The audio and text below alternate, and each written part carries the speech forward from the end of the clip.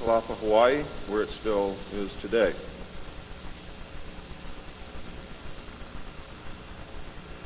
Some of the information is based upon research derived from the information that I saw. For instance, in the documents that I saw, it was stated that President Eisenhower had commissioned a group called the Jason Scholars, which was stated to have been a secret society of scholars, to research the deception, lies, facts, truth, and get at the root and the real truth of the alien question. It also stated that there was a group of 12 men formed by NSC Memo 5410, and that the study group was formed by NSC Memo 5411, and that there was another NSC memo issued to cover the actions of these men and explain the reasons why such prominent men were meeting on a regular basis, and that NSC memo was 5412/1 and 5412/2. 5412/1 was implemented in March of 1955, 5412/2 in November of 1955. Anyone who knows how correspondence, executive orders, and executive memos are written knows that you do not write a memo 5412 in March and then in November tack a second part onto it. The memo was originally really written in 1954. I'm going to go through the whole history. I'm going to have to leave a few things out simply because it's going to be impossible to cover everything in the hour and a half that I have. Before I begin, I would like to read two quotes to you. The first is attributed to Mr. Alistair Cook, who said, quote, "I'll be astounded if this planet is still going 50 years from now. I don't think we will reach 2000. It would be miraculous," unquote. Winston Churchill said, and I quote, "We seem to be moving, drifting, steadily against our will, against the will of every race and every people and every class, towards some hideous catastrophe. Everyone wishes to stop it, but they do not know how." What do you think he was referring to? Ronald Reagan stated on October 18, 1983, in a meeting with Thomas Dine, who is the executive director of the American Israel Public Affairs Committee. And I quote Ronald Reagan, "You know, I turn back to your ancient prophets in the Old Testament and the signs foretelling Armageddon, and I find myself wondering if we're the generation that is going to see that come about. I don't know if you've noted any of those prophecies lately, but believe me, they certainly describe the times we're going through." Now, ladies and gentlemen, during this talk that I'm going to give you, I'm going to explain to you the history of this phenomenon, who the secret government really is, and I will name them by name: beginning group, the study group. I will tell you who they are today. I'm going to tell you what this is all about. I'm going to tell you who's selling drugs to your children, and I'm going to tell you why the United States government is afraid for you to find out what the truth is regarding UFOs.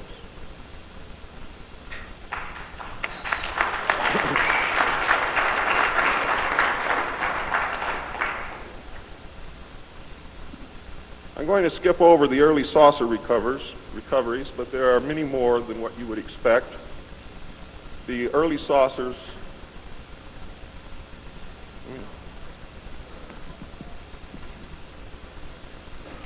Is this any better? There were many more saucer crashes and downed craft than what you have realized. There were many more alien bodies recovered, and there were more live aliens recovered than what you are aware of. But that's not important. The important thing is that they occurred, not how many and not where. The important thing is that they occurred. And those of you who want to argue over how many and where and how many bodies are wasting the time of everyone else, because that's not important. What's important is that they occurred. And there are two crashes that are so important that the government will go to any lengths to prevent you from finding out. And those are two crashes which occurred near the city of Aztec, New Mexico. Why? Because both of those crashed craft contained human body parts. And they are deathly afraid of a national panic.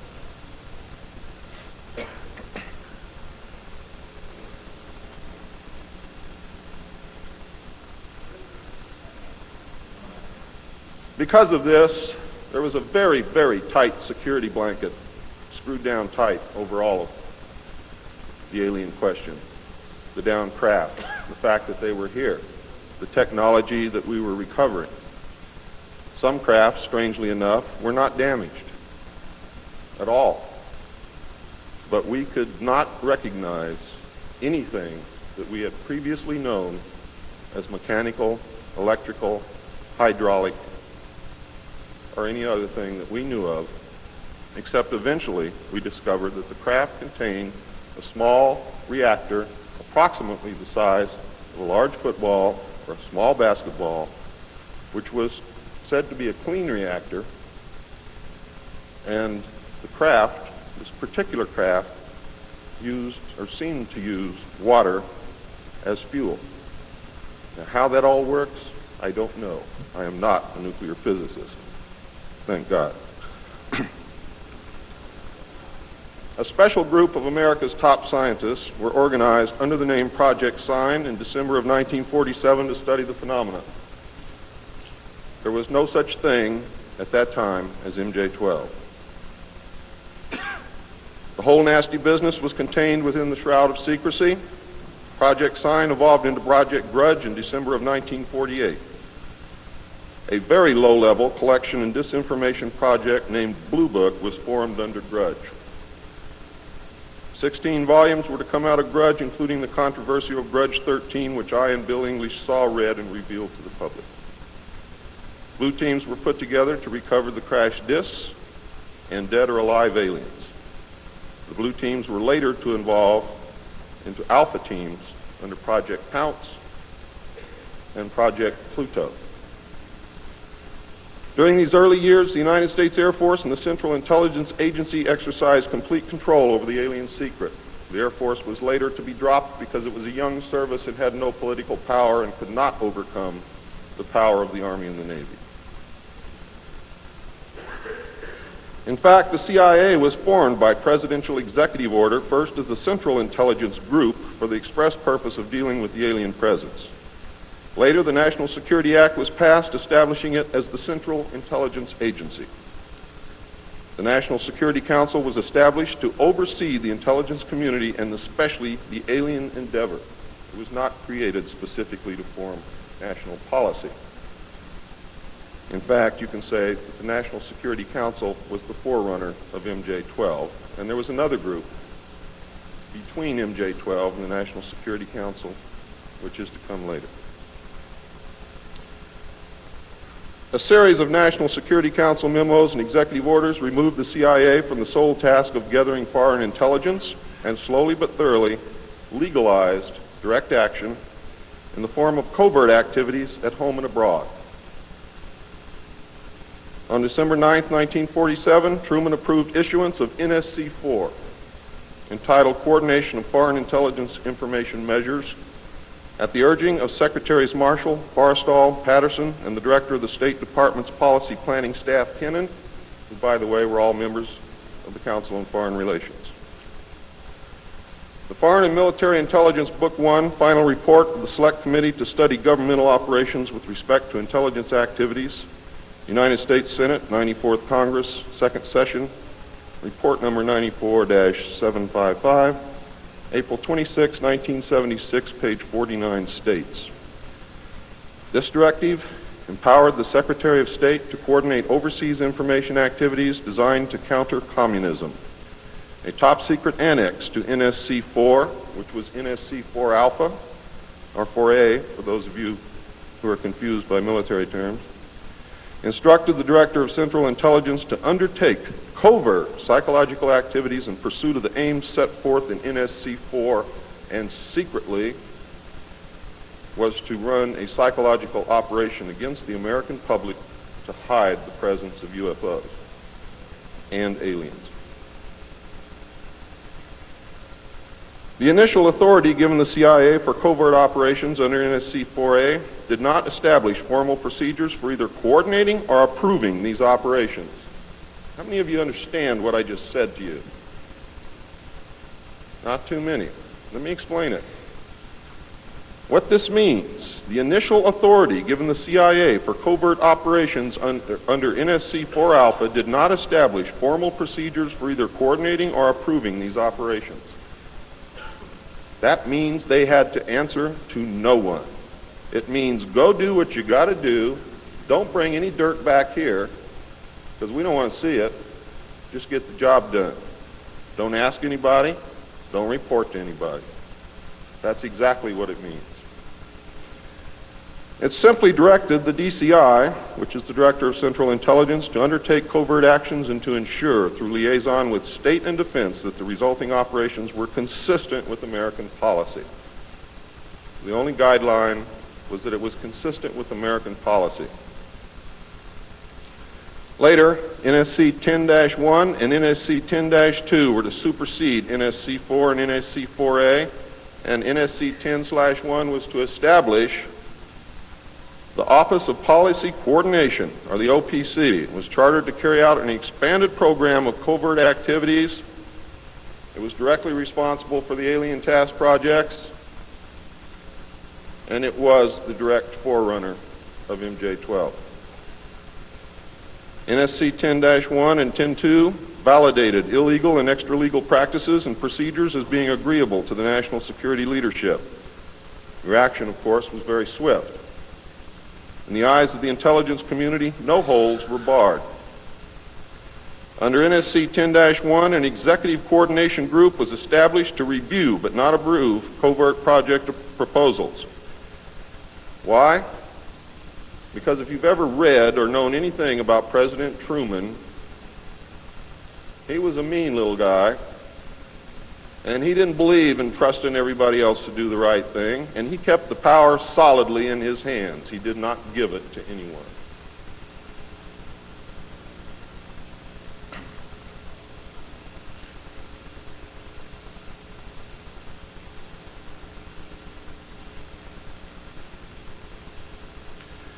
The ECG was secretly tasked to coordinate the alien projects. NSC 10/1 and 2 were interpreted to mean that no one at the top wanted to know about anything until it was over and successful.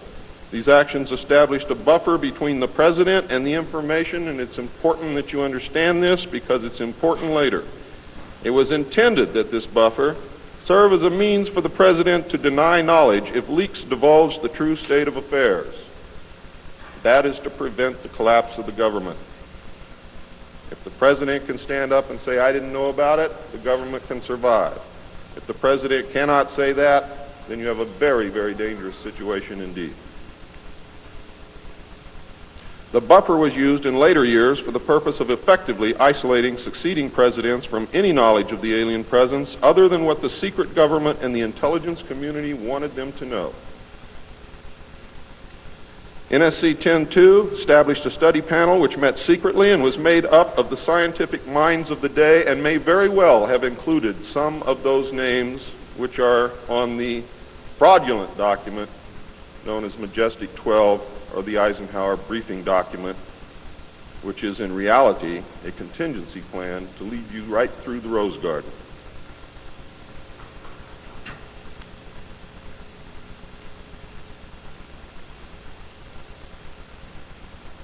The study panel was not called MJ-12. In fact, the study panel was never called MJ-12. Another NSC memo, NSC 10/5, further outlined the duties of the study panel. These NSC memos and secret executive orders set the stage for the creation of MJ-12 only 4 years later. Now it gets nasty. Secretary of Defense James Forrestal began to object to the secrecy. He was a very idealistic and religious man who believed that the public should be told. When he began to talk to leaders of the opposition party and leaders of the Congress about the alien problem, he was asked, which is a polite way of saying you're fired, to resign by Truman. He expressed his fears to many people and rightfully believed that he was being watched and that his life was threatened.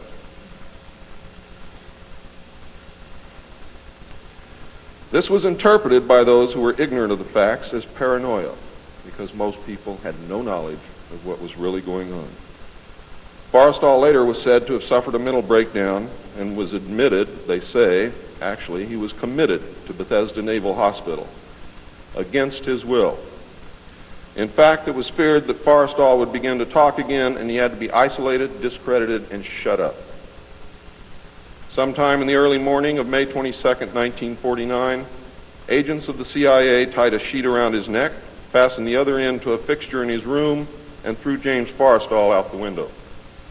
The sheet tore, and he plummeted to his death, and he became one of the first victims of the cover-up.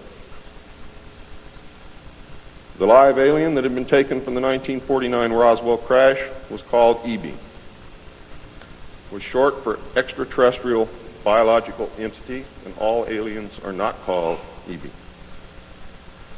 EB had a tendency to lie, and for over a year would give only the desired answers to questions asked. Those questions which would have resulted in an undesirable answer went unanswered. At some point during the second year of captivity, he began to open up, and the information derived from EB was startling, to say the least. And this compilation of his revelations became the foundation of what would later be finished, called the Yellow Book. Photographs were taken of EB, which among others, I and Bill English were to view years later in Grudge 13. Why do they keep the aliens in a Faraday-shielded environment? Because they have a tendency to disappear right through walls. And if you can prevent the transmission of electromagnetic energy, you can stop them from doing it.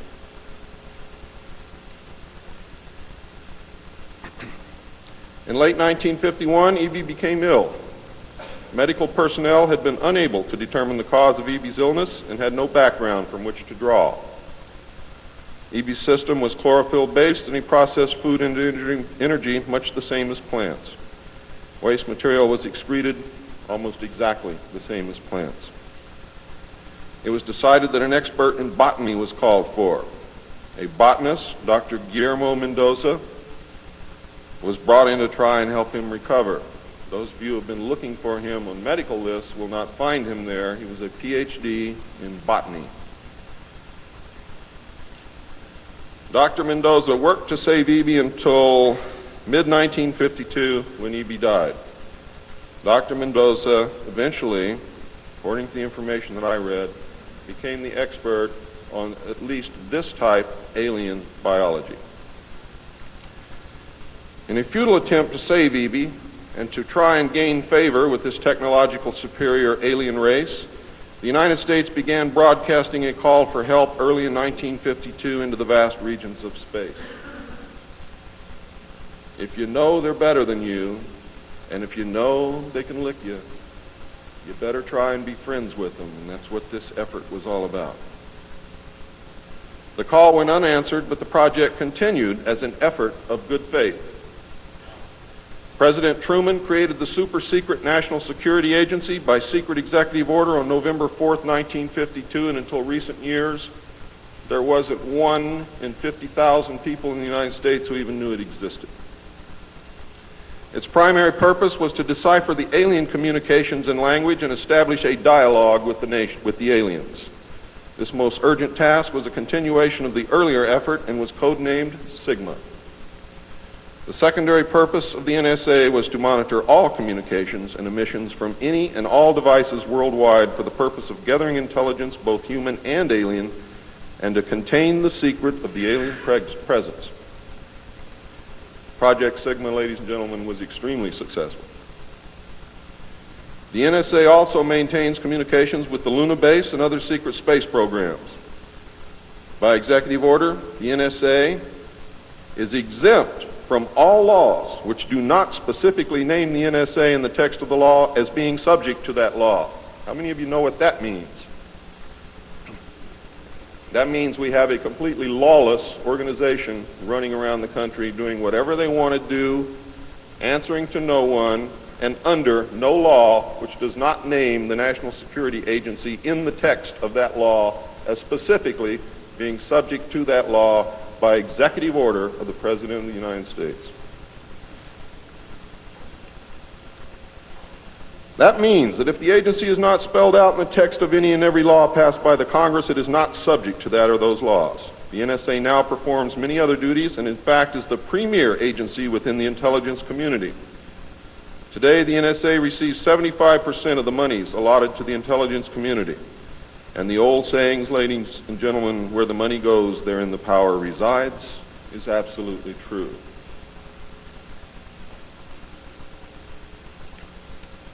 The DCI today is mainly a figurehead. He is in charge of the CIA. The CIA does have many functions which are useful to this country and some which are deadly to us. The DCI, of course, is in charge of that agency. But he is not, as everyone thinks, the head of the intelligence community. That position really and truthfully lies with the director of the National Security Agency. The primary task of the NSA is still alien communications, but now includes other alien projects as well. President Truman had been keeping our allies, including the Soviet Union, informed of the developing alien problem since the Roswell recovery. This had been done in case the aliens turned out to be a threat to the human race and thus the world. Plans were formulated to defend the Earth in case of invasion. These were international plans, which included most of the countries of the world. Great difficulty, however, was encountered in maintaining international secrecy. It was decided that an outside group was necessary to coordinate and control international efforts in order to hide the secret from the normal scrutiny of governments by the press. The result was the formation of a secret society which became known as the Bilderbergers. The headquarters of this group is in Geneva, Switzerland. The Bilderbergers evolved into a secret world government that now controls everything. The United Nations was then and is now an international joke.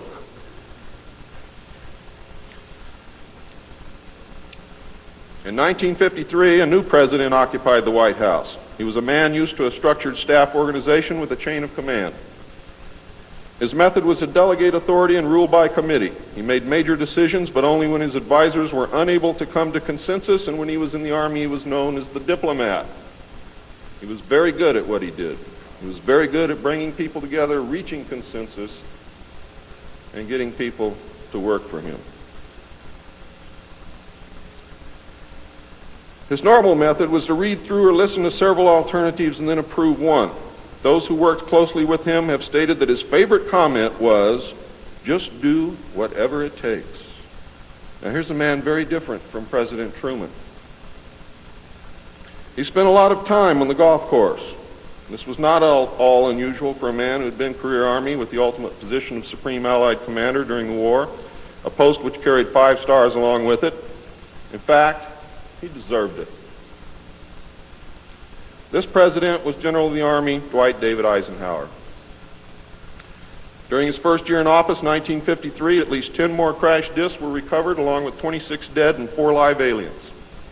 One of the 4 live aliens died within hours of being removed from the craft. The others died approximately 3 or 4 days later. Of the 10, 4 were found in Arizona, 2 in Texas, 1 in New Mexico, 1 in Louisiana, 1 in Montana, and 1 in South Africa. There were hundreds of sightings. Why were so many craft crashing? Because the government was scared. And when they found out that the radar was downing the craft, they started aiming the radar at the craft with lock-on radar and pumped the juice through. And they brought as many down as they could.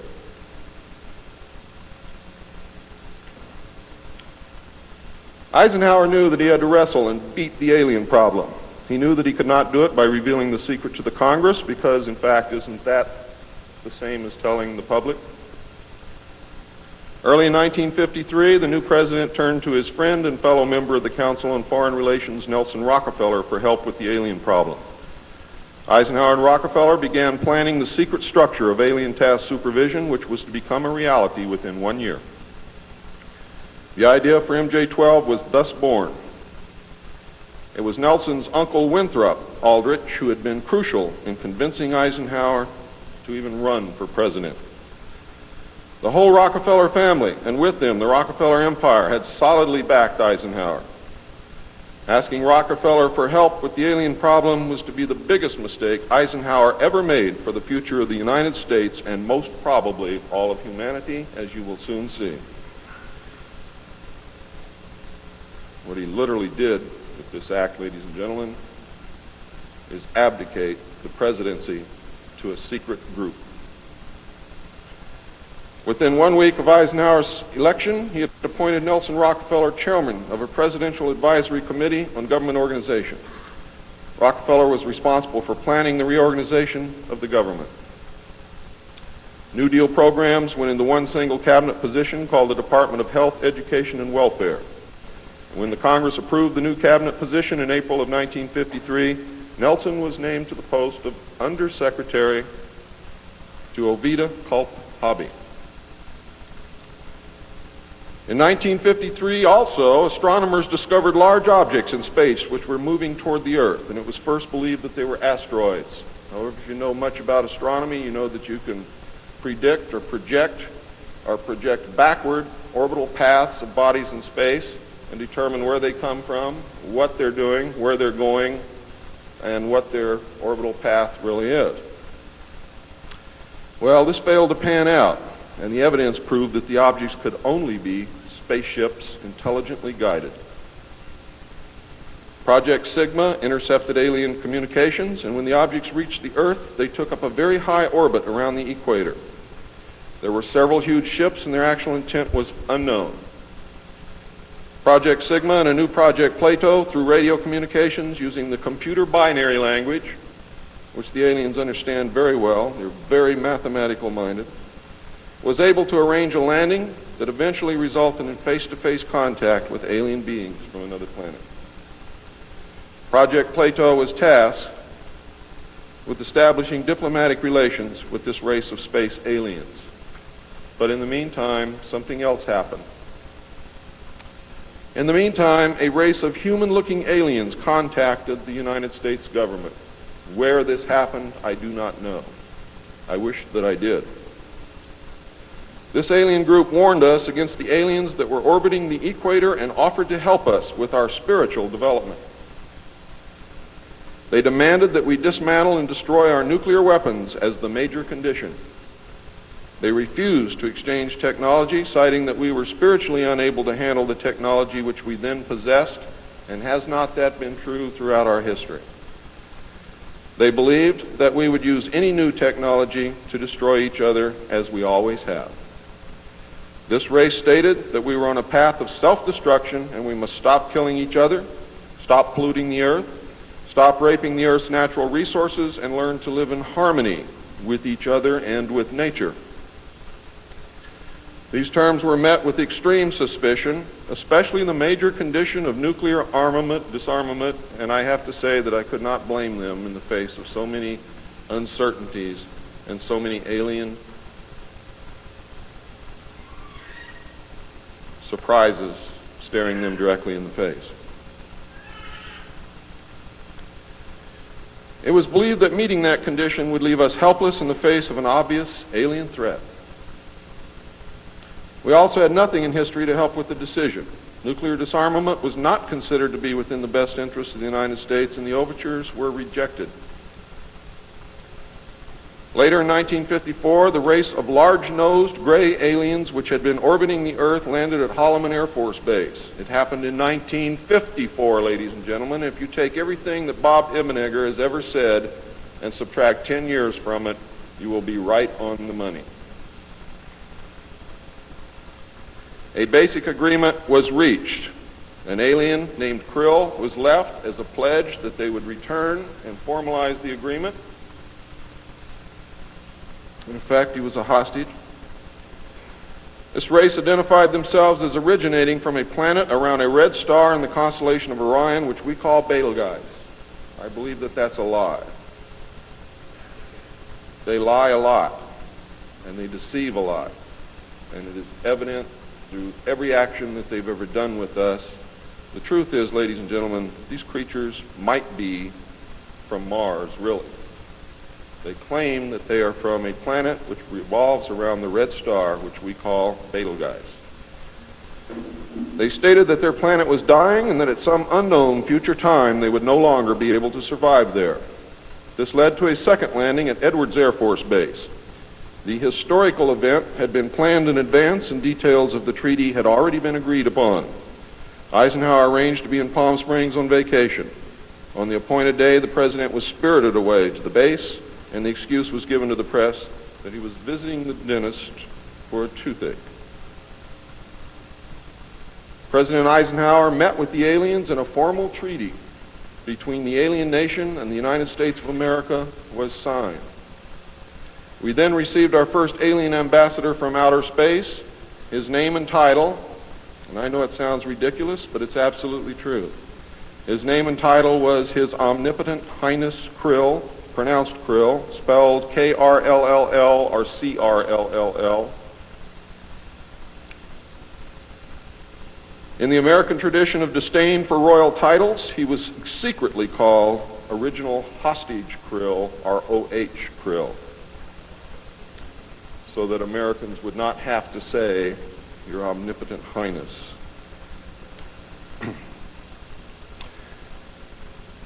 You should know that the alien flag is known as the trilateral insignia. It looks like a TP with two circles on either side of the V and one pole running straight down the middle.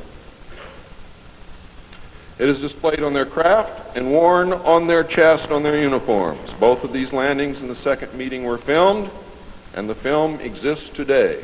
Where it exists, I do not know, but I do know that it exists. The treaty stated, the aliens would not interfere in our affairs, and we would not interfere in theirs. We were particularly interested that they do not interfere with anything that would affect our future, which has been violated. We would keep their presence on Earth a secret. They would furnish us with advanced technology and would help us in our technological development. They would not make any treaty with any other Earth nation. They could abduct humans on a limited and periodic basis for the purpose of medical examination and monitoring of our development, with the stipulation that the humans would not be harmed, would be returned to their point of abduction, that the humans would have no memory of the event, and that the alien nation would furnish MJ-12 with a list of all human contacts and abductees on a regularly scheduled basis, and this is not being done. It was agreed that each nation would receive the ambassador of the other for as long as the treaty remained in force. It was further agreed that the alien nation and the United States would exchange 16 personnel each to the other with the purpose of learning each of the other. The alien guests would remain on Earth, and the human guests would travel to the alien point of origin for a specified period of time, then return, at which point a reverse exchange would be made. I have no knowledge whatsoever of what happened to those original 16 humans who left the Earth with the aliens. It was also agreed that bases would be constructed underground for the use of the alien nation, and that 2 bases would be constructed for the joint use of the alien nation and the United States government. The base at Dulce is one, the base at S4 in the area known as Area 51 or Dreamland is the second. Exchange of technology would take place in the jointly occupied bases.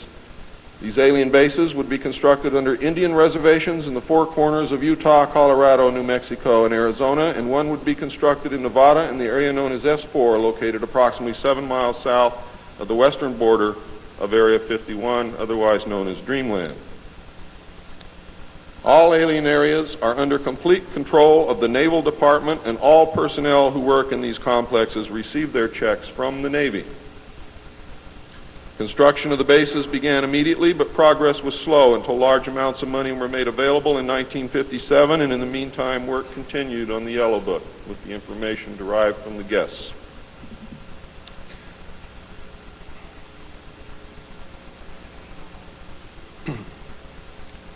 I would like to say at this time that the movie that most of you may have seen, how many of you saw Close Encounters of the Third Kind? That movie was absolutely true. Those events did take place, not exactly as you saw them, not in the place where you saw them take place, but there was a landing, there was an agreement, there was conversation, there was an exchange of personnel made. I would like to say now also that J. Allen Hynek was the technical director on that movie, and he was also the co-author of Grudge 13, which I read between the years 1970 and 1973, along with another man named Lieutenant Colonel Friend. As you learned last night, it's the real nice guys that get you. Right, Phil?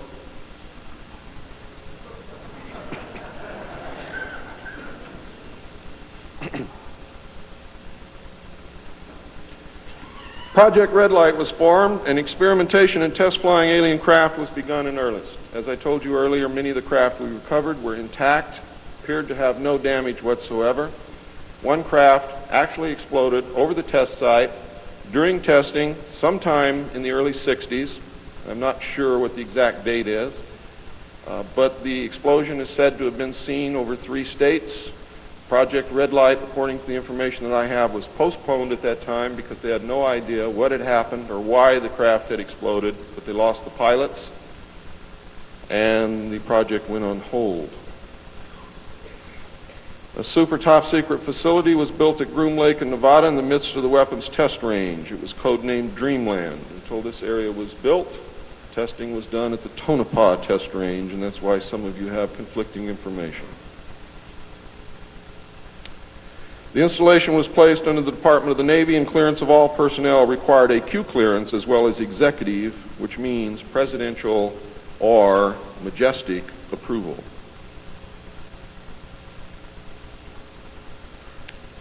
This is ironic due to the fact that the President of the United States does not have clearance to visit the site. How many of you did not know that? The President of the United States cannot enter Area 51. There are very many other areas which he cannot enter also. The alien base and exchange of technology actually took place in an area known as S4. Area S4 was codenamed the Dark Side of the Moon. The Army was tasked to form a super secret organization to furnish security for all alien task projects. This organization became the National Reconnaissance Organization based at Fort Carson, Colorado. The specific teams trained to secure the projects were called Delta. A second project, codenamed Snowbird, was promulgated to explain away any sightings of the red light craft as being Air Force experiments. The Snowbird craft were manufactured using conventional technology and were flown for the press on several occasions, and those of you who are my age or older will remember, as children or young adults, going to the movie and seeing in the movie-tone newsreel the Avro car and other strange-looking saucer craft that were developed by the United States and the Canadian Armed Forces as a part of Project Snowbird. Project Snowbird was also used to debunk legitimate public sightings of alien craft, also called UFOs. Project Snowbird was very successful, and reports from the public declined steadily until recent years. But not just due to Project Snowbird. There was an intense ridicule, denial, and debunking campaign going on since the beginning. People stopped reporting what they saw. A multi-million-dollar secret fund was organized and kept by the military office of the White House. This fund was used to build over 75 deep underground facilities. Presidents who asked were told the fund was used to build deep underground shelters for the president in case of war. Only a few were built for the president. Millions of dollars were funneled through this office to MJ-12 and then out to the contractors, and was used to build top-secret alien bases as well as top-secret dumb or deep underground military bases. I think dumb is very appropriate. And the facilities promulgated by Alternative 2 throughout the nation. President Johnson used this fund to build a movie theater and pave the road on his ranch, and I believe he also used it to fix his shower. He had no idea of its true purpose, but he felt that because it was military money, it was his money. The secret White House underground construction fund was set up in 1957 by President Eisenhower. And you can forget Truman because Eisenhower has done everything that's been done to us, not intentionally, not to hurt us, in the beginning to protect us. The funding was obtained from Congress under the guise of construction and maintenance of secret sites where the president could be taken in case of military attacks, called presidential emergency sites. The sites are literally holes in the ground deep enough to withstand a nuclear blast and are outfitted with state-of-the-art communications equipment. To date, there are more than 75 sites spread around the country that I can account for, which were built using money from this fund. The Atomic Energy Commission has built at least an additional 22 underground sites, again, that I can account for. The location and everything to do with these sites were and are considered and treated as top secret.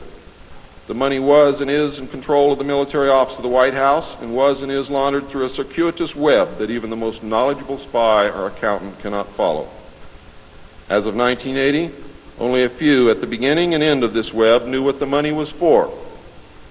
At the beginning were Representative George Mahan of Texas, the chairman of the House Appropriations Committee and of its Defense Subcommittee, and Representative Robert Sykes of Florida, chairman of the House Appropriations Military Construction Subcommittee.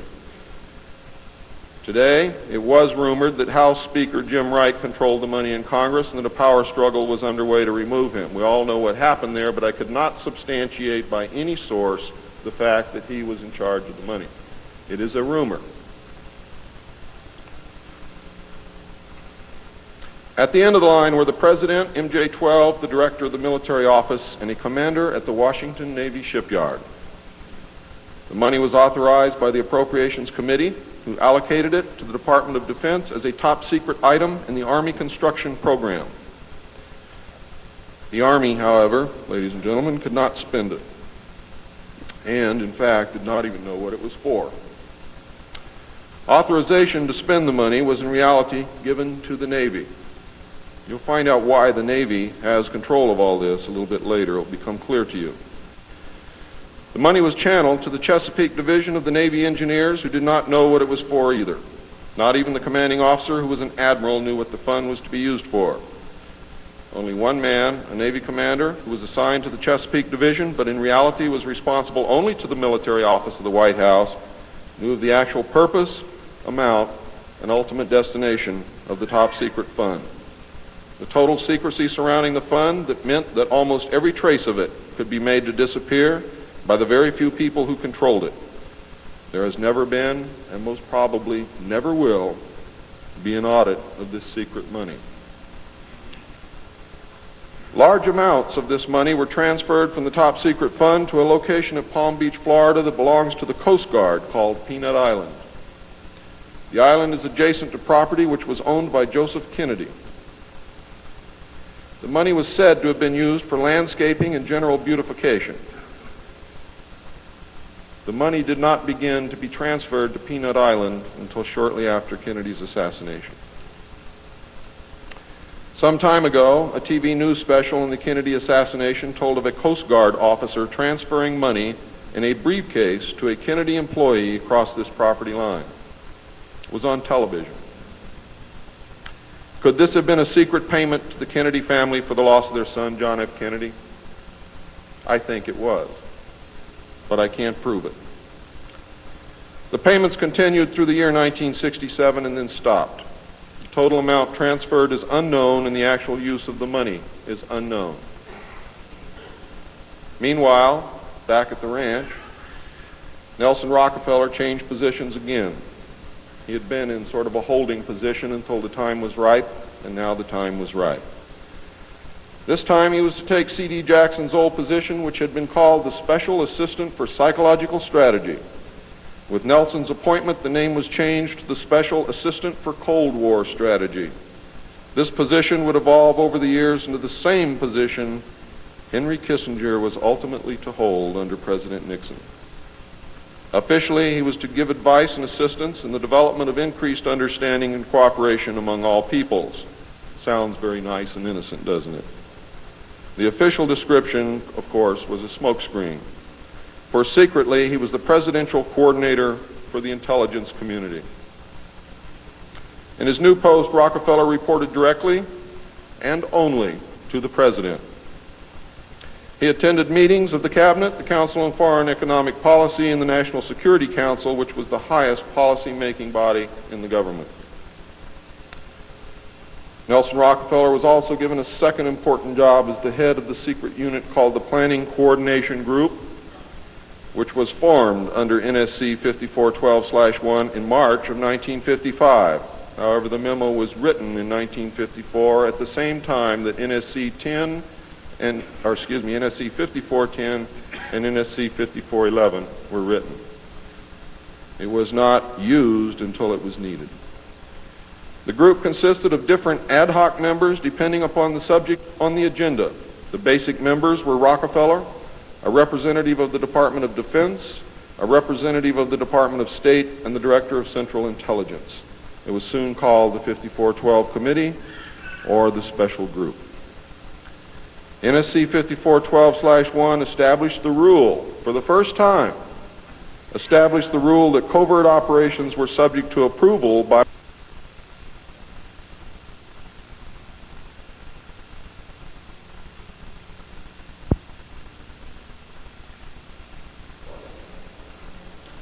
By secret executive memorandum, NSC 5410, Eisenhower had preceded NSC 5412/1 in 1954 to establish a permanent committee, not ad hoc, to be known as Majority 12, MJ12, to oversee and conduct all covert activities concerned with the alien question.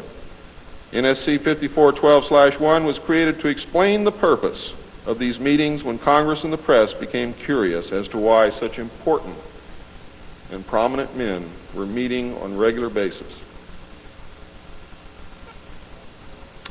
Majority 12 was made up of Nelson Rockefeller, the Director of Central Intelligence, Allen Welsh Dulles, the Secretary of State, John Foster Dulles, the Secretary of Defense, Charles E. Wilson, the Chairman of the Joint Chiefs of Staff, Admiral Arthur W. Radford, and that's why the Navy got everything, because the first Chairman of the Joint Chiefs of Staff who served on MJ-12 was Navy.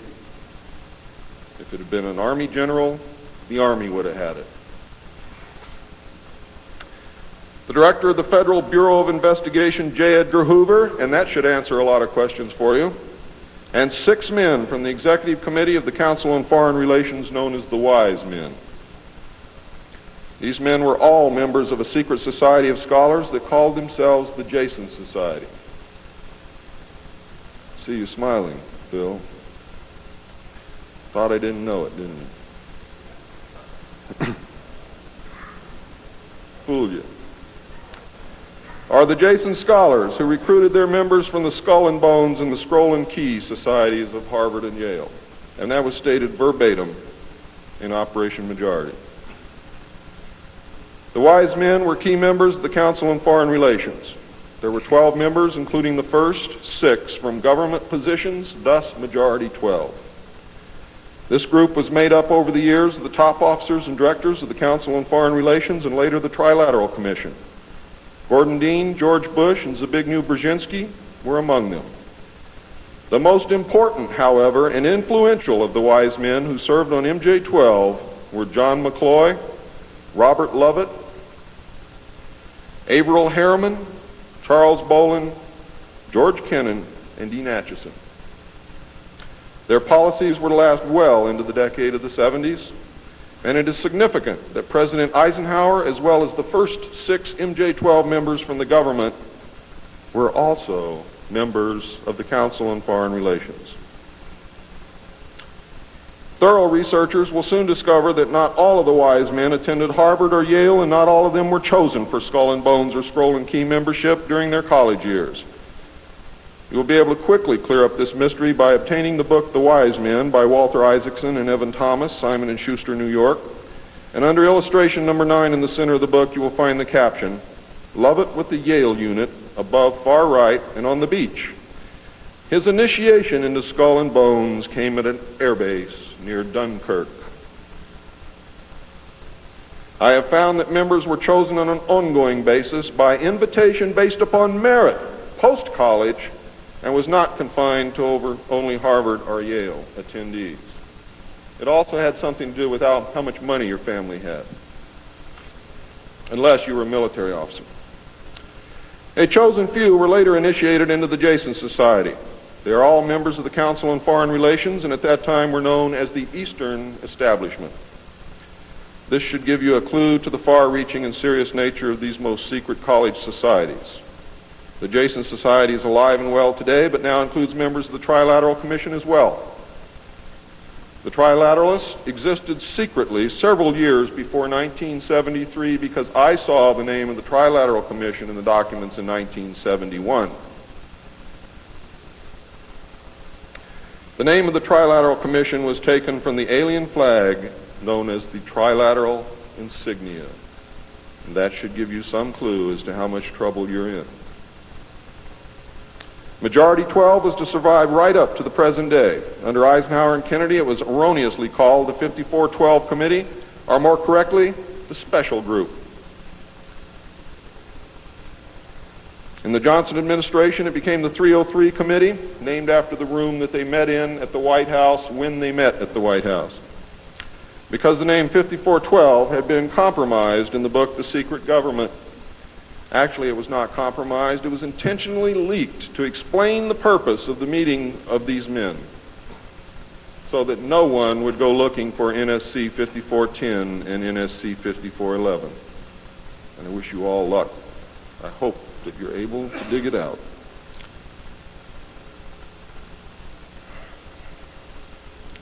Actually, NSC 5412/1 was leaked to the author to hide the existence of NSC 5410. Under Nixon, Ford, and Carter, it was called the 40 Committee, and under Reagan, it became the PI 40 Committee. But over all those years, only the name changed.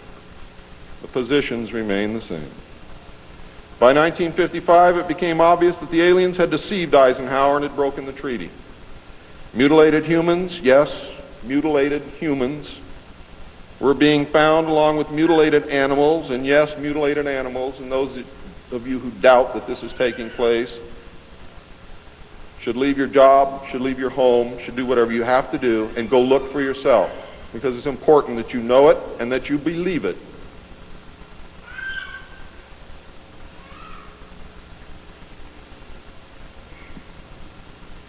These things were being found all across the United States. It was suspected that the aliens were not submitting a complete list of human contacts and abductees to MJ-12, and it was suspected that not all abductees had been returned, and this has been verified. The Soviet Union was suspected of interacting with them, and this proved also to be true. It was learned that the aliens had been and were then manipulating masses of people through secret societies, witchcraft, magic, the occult, and religion. After several Air Force combat air engagements with alien craft, it also became apparent that our weapons were no match against theirs. In November of 1955, NSC 5412/2 was issued, establishing a study committee to explore all factors which are involved in the making and implementing of foreign policy in the nuclear age. This, again, was only a blanket of snow that covered the real subject of study, which was the alien question. For, in fact, 5412/2 had, as I told you earlier, been written in 1954, when NSC 5410 and 5411 was written, and 5411 by secret executive memorandum in 1954. The study group was commissioned to examine all the facts, evidence, lies, and deception and discover the truth of the alien question. NSC 54/2 was only a cover that had become necessary when the press began inquiring as to the purpose of regular meetings of such important men. When the press asked Gordon Dean somewhere near the end of 1954 why they were meeting and what they were studying, Gordon Dean says, "As of yet, we have no direction, but we're working on it." It then became necessary to find a direction and find a reason for these meetings, and that's exactly what they did. The first meetings began in 1954 and were called the Quantico meetings because they met at the Quantico Marine Base. See, one thing I knew, ladies and gentlemen, I know who they are. I know what they were called. All I had to do was find out who belong to those names, and it's impossible to hold meetings of 36 prominent men secret over such a long period of time. The study actually lasted 3 years, not forever. It was a 3-year study, period. A study group was made up of 35 members of the Council on Foreign Relations secret scholars known as the Jason Society or the Jason Scholars. Dr. Edward Teller was invited to participate. Dr. Zbigniew Brzezinski was the study director for the first 18 months. Dr. Henry Kissinger was chosen as the group's study director for the second 18 months, beginning in November of 1955. Nelson Rockefeller was a frequent visitor during the study. I'm going to read you the study group members now. For those of you who know who these people are, you're going to be amazed. Those of you who do not, I advise that you purchase a copy of my text, which will be on sale the minute that I finish my last word.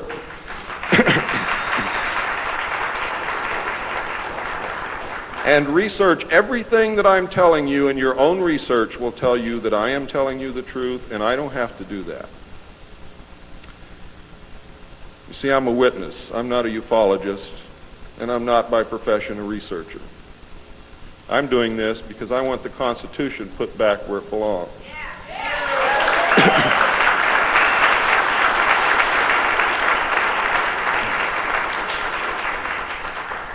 The study group members were Gordon Dean, chairman, one of the most powerful men in the United States at that time. Dr. Zbigniew Brzezinski, study director for the first phase. Dr. Henry Kissinger, study director for the second phase. Dr. Edward Teller represented the scientific community. Major General Richard C. Lindsay, Hanson W. Baldwin, Lloyd V. Berkner, Frank C. Nash, Paul H. Nitze, Charles P. Noyes, Frank Pace Jr., James A. Perkins, Don K. Price, David Rockefeller, Oscar M. Rubhausen, Lieutenant General James M. Gavin, Carl P. Haskins, James T. Hill Jr., Joseph E. Johnson, Mervyn J. Kelly, Frank Altschul, Hamilton Fish Armstrong, Major General James McCormick Jr., Robert R. Bowie, McGeorge Bundy, William A. M. Burden, John C. Campbell, Thomas K. Findletter, George S. Franklin Jr., I. Rabbi, Roswell L. Gilpatrick, N.E. Hallaby, General Walter Bedell Smith, called Beadle, Henry DeWolf Smythe, Shields Warren, Carol L. Wilson, and Arnold Wolfers. Now, these aren't bad guys. They were a study group. And the first MJ-12 was not made up of bad guys. They were made up of concerned Americans. What happened later became bad. The yanking of power away from the president, the formation of a secret government, the sale of drugs to the American people, etc., etc., etc. And I'm going to cover most of those things before I'm finished. It's about time.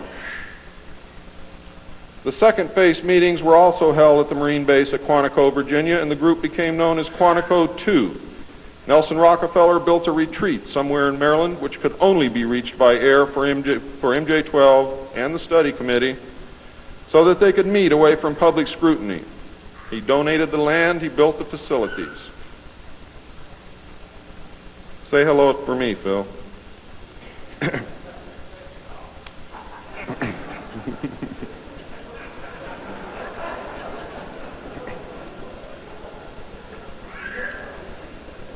So that they could meet away from public scrutiny. The secret meeting place is known by the code name, the Country Club. Complete living, eating, recreation, library, and meeting facilities exist at the location. The study group was publicly closed in the later months of 1956, and Henry Kissinger published what was officially termed the results in 1957 as Nuclear Weapons and Foreign Policy by Henry A. Kissinger, published for the Council on Foreign Relations by Harper & Brothers, New York. In truth, the manuscript had already been 80% written while Kissinger was at Harvard. The study group continued veiled in secrecy. A clue to the seriousness Kissinger attached to the study can be found in statements by his wife and friends. Many of them stated that Henry would leave home early each morning and return late each night without speaking to anyone or responding to anyone. It seemed, in fact, as if he were in another world which held no room for anyone else. Now, when they say that he would not speak to anyone or respond to anyone, they meant it literally. I find these statements very revealing.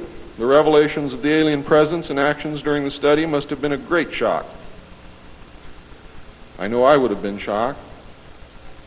Henry Kissinger was definitely out of character during the time surrounding these meetings, as he is normally described as being a gentleman, very charming, and most people who meet him like him very much. Henry Kissinger would never again be affected in this manner, no matter the seriousness of any subsequent event. On many occasions, he would work very late into the night after having already put in a full day. Coupled with his not speaking, this behavior eventually led to his divorce. A major finding of the alien study was that the public could not be told, as it was believed that this would most certainly lead to economic collapse of the religious structure, and national panic, which would lead into anarchy.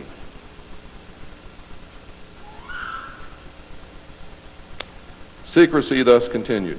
An offshoot of this finding was that if the public could not be told, then the Congress could not be told. Thus, funding for the projects and research would have to come from outside the government. There are some things beginning to fall into place. Without aliens, you cannot make sense of anything else that's been happening for the 44 years. You put the aliens in the middle of this stuff and you've got all the answers, every one of them. In the meantime, money was to be obtained from the military budget and from CIA confidential non-appropriated funds. Another major finding was the aliens were using humans and animals for a source of glandular secretions, enzymes, hormonal secretions, blood, and in horrible genetic experiments. The aliens explain these actions as necessary to their survival. What I'm going to tell you now is very sad if it's true, because I am unable to weed through the lies and deception and really find the truth. All I know is what they told us. They stated that their genetic structure had deteriorated and that they were no longer able to reproduce. They stated that if they were unable to improve their genetic structure, their race would soon cease to exist. We looked upon their explanations with extreme suspicion. Since our weapons were literally useless against the aliens, MJ-12 decided to continue friendly diplomatic relations with them until such time as we were able to develop a technology which would then enable us to challenge them on a military basis. Overtures would have to be made to the Soviet Union and other nations to join forces for the survival of humanity. In the meantime, plans were developed to research and construct two weapon systems using conventional and nuclear technology, which would hopefully bring us to parity.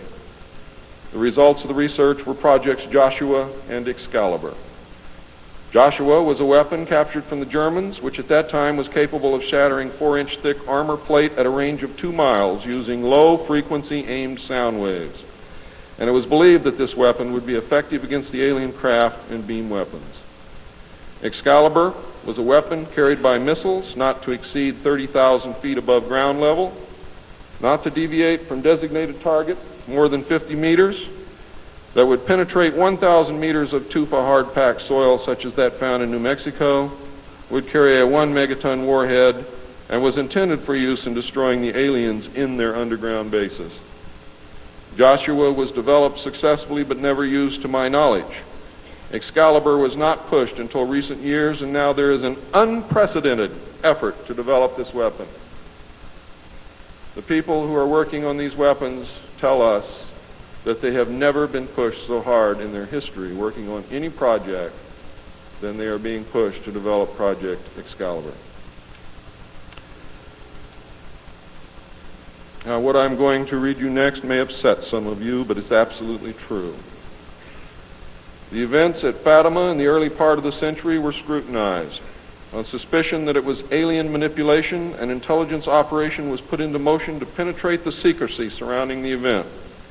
The United States utilized its Vatican moles that had been recruited and nurtured during World War II and soon obtained the entire Vatican study, which included the prophecy. And I don't care what you've ever read before, you have not read the true prophecy. This prophecy stated that if man did not turn from evil and place himself at the feet of Christ, the planet would self-destruct and the events described in the book of Revelations would indeed come to pass. It stated that a child would be born who would unite the world with a plan for world peace and a false religion beginning in 1992. By 1995, the people would discern that he was evil and was indeed the Antichrist. World War III would begin in the Middle East in 1995 with an invasion of Israel by a united Arab nation using conventional weapons, which would culminate in a nuclear holocaust in the year 1999. Between 1999 and 2003, most of the life on this planet would suffer horribly and die as a result. The return of Christ would occur in the year 2011. Is this true? I don't know. I know that it was decided by the United States government that this was indeed an alien event, and I believe that this is more deception which is being heaped upon us. So don't go out of here thinking that the world is going to end tomorrow because of this. It might because of something else, and I'm going to talk about that, but not because of this.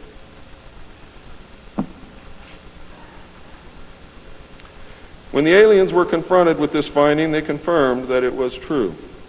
The aliens explained that they had created us through hybridization and had manipulated the human race through religion, Satanism, witchcraft, magic, the occult, secret societies, etc. They further explained that they were capable of time travel and the events would indeed come to pass. Later exploitation of alien technology by the United States and the Soviet Union utilizing time travel confirmed that indeed something bad was going to happen. The aliens showed a hologram which they claimed was the actual crucifixion of Christ, which the government filmed. We did not know whether to believe them or not. Were they using our genuine religions to manipulate us? Or were they indeed the source of our religions with which they had been manipulating us all along? Or was this the beginning scenario of the genuine end times and the return of Christ which had been predicted in the Bible? No one knew the answer, and I don't know the answer either. A symposium was held in 1957, which was attended by some of the great scientific minds then living. It was held in Huntsville, Alabama. They reached the conclusion that by or shortly after the year 2000, the planet would self-destruct due to increased population and man's exploitation of the environment without any help from God or the aliens. By secret executive order of President Eisenhower, the Jason scholars were ordered to study this scenario and make recommendations from their findings. This was done. The Jason Society confirmed the finding of the scientists and made 3 recommendations called Alternatives 1, 2, and 3. Alternative 1 was to use nuclear devices to blast holes in the stratosphere from which the heat and pollution could escape into space. I'll buy heat, but I'll never buy pollution. Change the human cultures from that of exploitation into cultures of environmental protection. Of the 3, this was decided to be the least likely to succeed due to the inherent nature of man and the additional damage the nuclear explosions would themselves create. Alternative 2 was to build a vast network of underground cities and tunnels in which a select representation of all cultures and occupations would survive and carry on the human race. The rest of humanity would be left to fend for themselves on the surface of the planet. Alternative 3 was to exploit the alien and conventional technology in order for a select few to leave the earth and establish colonies in outer space. I am not able to either confirm or deny the existence of batch consignments of human slaves which would be used for the manual labor in the effort as a part of the plan. The moon, codenamed Adam, would be the object of primary interest, followed by the planet Mars, codenamed Eve. As a delaying action, all three alternatives included birth control, sterilization, forced if necessary, and the introduction of deadly microbes to control or slow the growth of the Earth's population. AIDS is only one result of these plans. There are others. It was decided, since the population must be reduced and controlled, that it would be in the best interest of the human race to rid ourselves of the undesirable elements of our society. The joint U.S. and Soviet leadership dismissed Alternative 1 but ordered work to begin on Alternative 2 and 3 virtually at the same time. Those of you in the state of Washington who report hearing machinery underground are probably correct. In 1959, the RAND Corporation hosted a deep underground construction symposium. I have a copy of this symposium report, which I'm not supposed to have, but nevertheless I have it. It's approximately this thick. In the symposium report, machines are pictured and described which could bore a tunnel 45 feet in diameter at the rate of 5 feet per hour in 1959. Just think what they can do now. It also displays pictures of huge tunnels and underground vaults containing what appear to be complex facilities and possibly even cities. It appears that the previous 5 years of all-out underground construction had made very significant progress by that time. The ruling powers decided that one means of funding the alien-connected and other black projects was to corner the illegal drug market.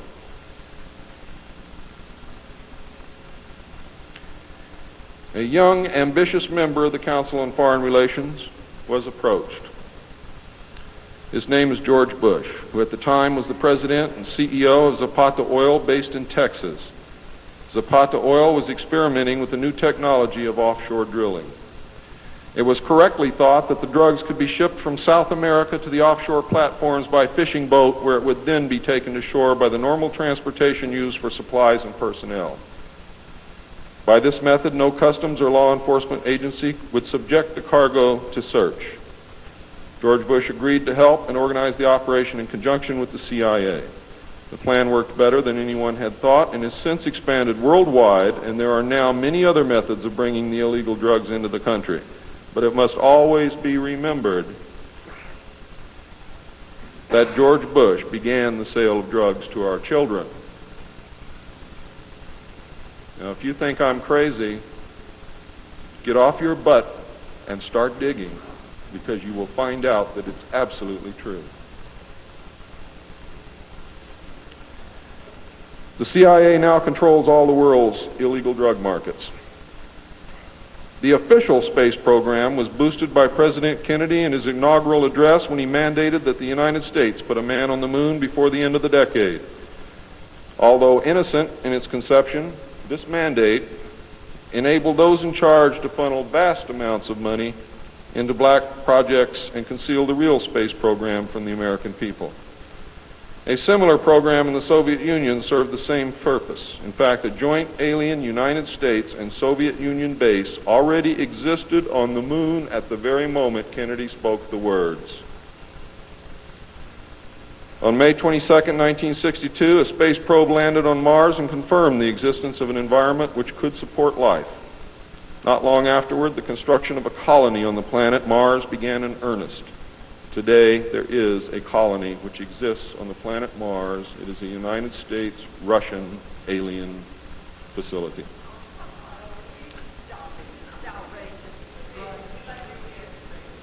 If you believe it's outrageous, stick around a few years.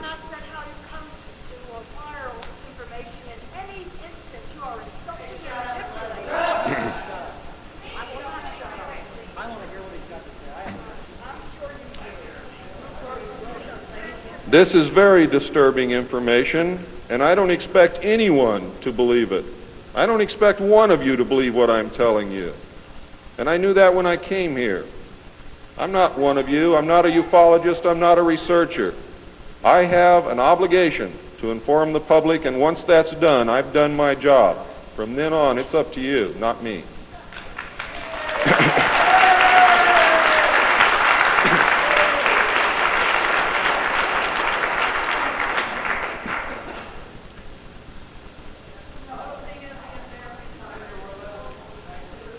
This colony exists on Mars, populated by specially select people from different cultures and occupations taken from all over the earth.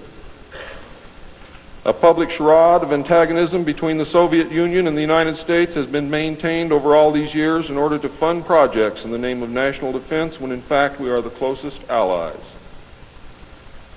At some point, President Kennedy discovered portions of the truth concerning the drugs and the aliens. He issued an ultimatum in 1963 to MJ-12. President Kennedy assured them that if they did not clean up the drug problem, he would. He informed MJ-12 that he intended to reveal the presence of aliens to the American people within the following year and ordered a plan developed to implement his decision. President Kennedy was not a member of the Council on Foreign Relations and knew nothing of Alternative 2 or Alternative 3 that I can find out. Internationally, the operations were supervised by an executive committee known as the Policy Committee. In the United States, they were supervised by MJ-12 and in the Soviet Union by its sister organization. President Kennedy's decision, of course, struck fear into these people. His assassination was ordered by the Policy Committee, and the order was carried out by agents of MJ-12 in Dallas. President John F. Kennedy was murdered by the Secret Service agent who drove his car in the motorcade, and the act is plainly visible in the film. It was stated in the documents that I saw. The assassin's name is William Greer. Watch the driver and not Kennedy when you view the film, when you can find a film that even shows it. All of the witnesses who were close enough to the car to see William Greer shoot Kennedy were themselves all murdered within 2 years of the event. That's fact. The Warren Commission was a farce, and Council on Foreign Relations members made up the majority of its panel. They succeeded in snowing the American people, and they hid the truth. And many other patriots who have attempted to reveal the alien secret have also been murdered throughout the intervening years. And that is why I've been so careful about the information that I released, because it was so important that I get here today to be able to tell you the truth. And what happens after me, after today, is of no consequence whatsoever. But what you do is. During the era of the United States' initial space exploration and the moon landings, every launch was accompanied by alien craft. A moon base dubbed Luna was sighted and filmed by the Apollo astronauts. Domes, spires, tall round structures which look like silos, huge T-shaped mining vehicles which left stitch-like tracks in the lunar surface, and extremely large as well as small alien craft appear in the photographs. It is, in fact, a joint United States, Russian, and alien base. The space program is a farce and an unbelievable waste of money.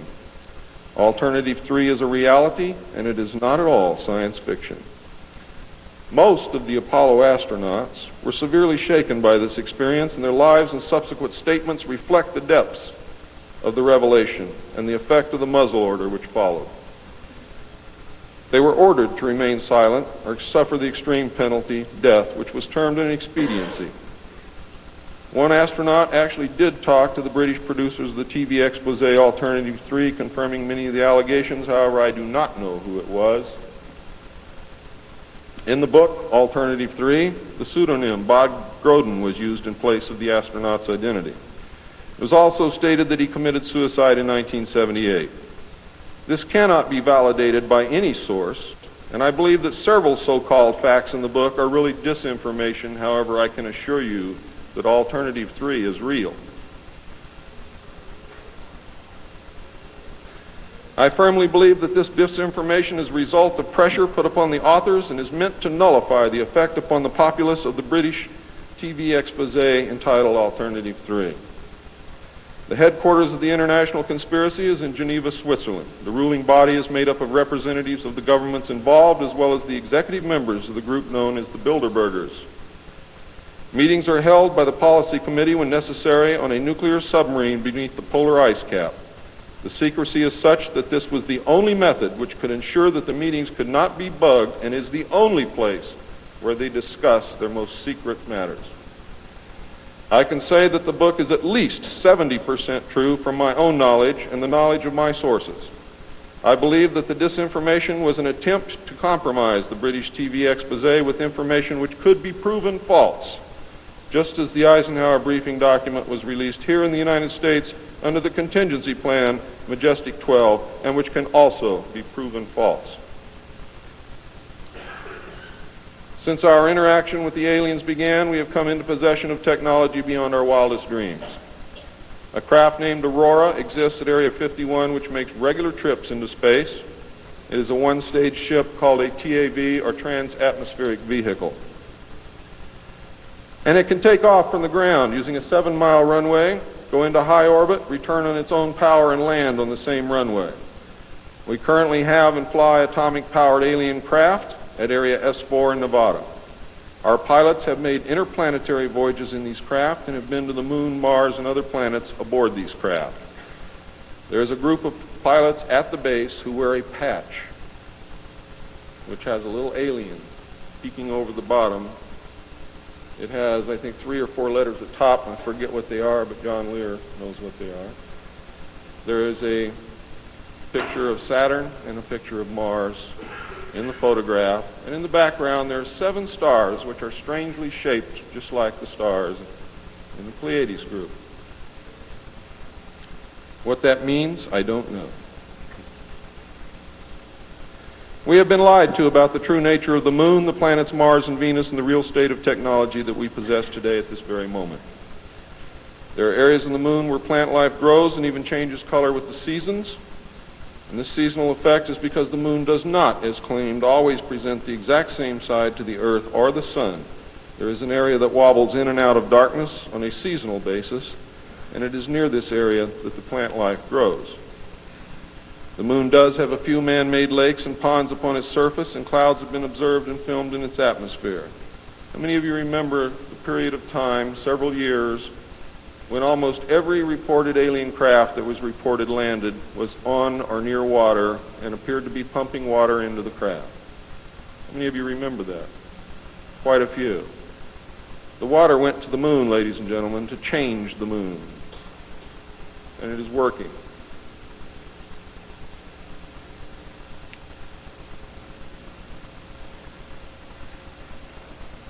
It possesses a gravitational field, and man can walk upon its surface without a spacesuit, breathing from an oxygen bottle after undergoing decompression the same as any deep-sea diver.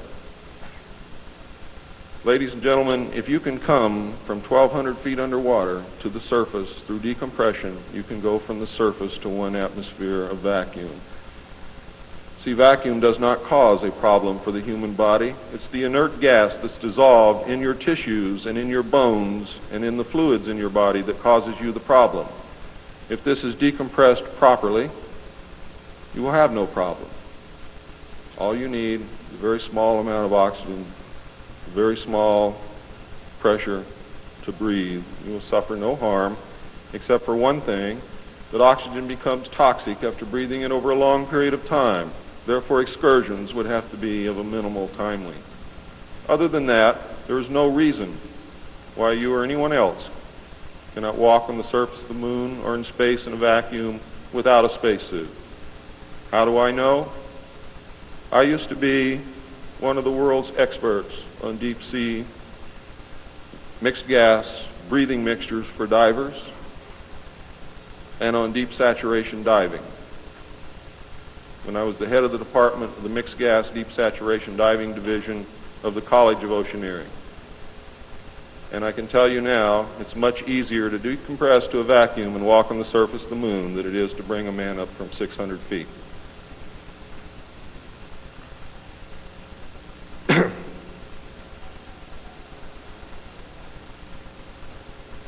I have seen the photographs, and some of them were actually published in a book called We Discovered Alien Bases on the Moon by Fred Steckling. However, all the photographs are not there, but there are some very good ones. I would advise you to buy the book. I would advise you to look at the photographs, get the NASA number, and send for them. I doubt that you can still get them, but at one time you could. In 1969, a confrontation broke out between the human scientists and the aliens at the Dulce Underground Lab. The aliens took many of our scientists hostage. Delta forces were sent in to free them, but were no match against the alien weapons. 66 of our people were killed during this action. As a result, we withdrew from all joint projects for at least 2 years. A reconciliation eventually took place, and once again we began to interact. As far as I know, today we are interacting with the aliens. Now,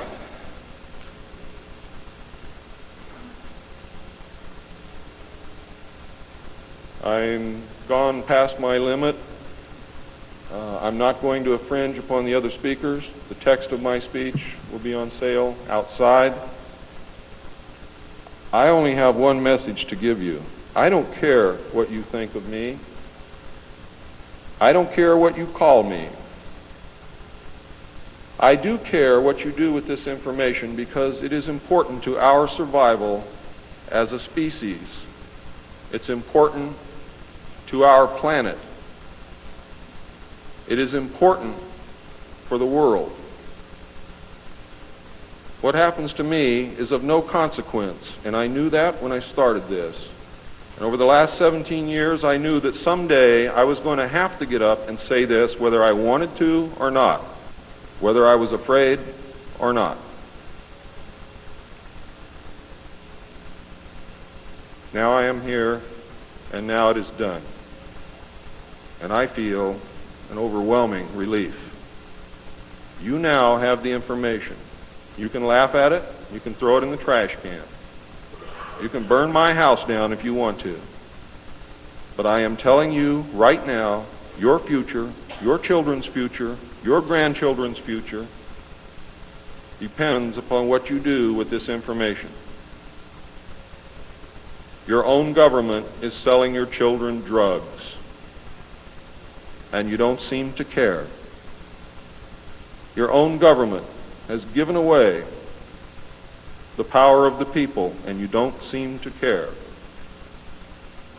There is an apathy that is running rampant in this country that is deadly, whether or not there are aliens.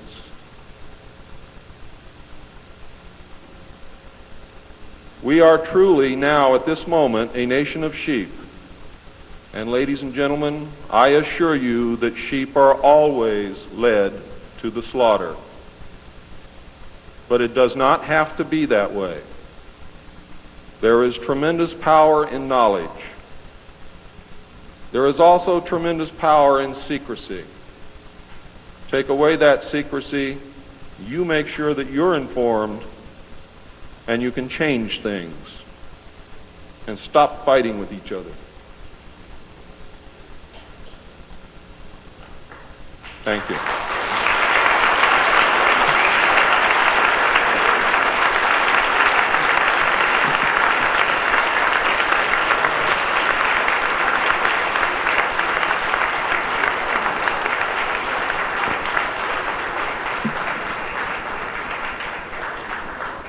This time, ladies and gentlemen, I think a 5-minute break is in order. What do you think, John? It's been a long time. Please keep it to 5 minutes because we really are very limited on time.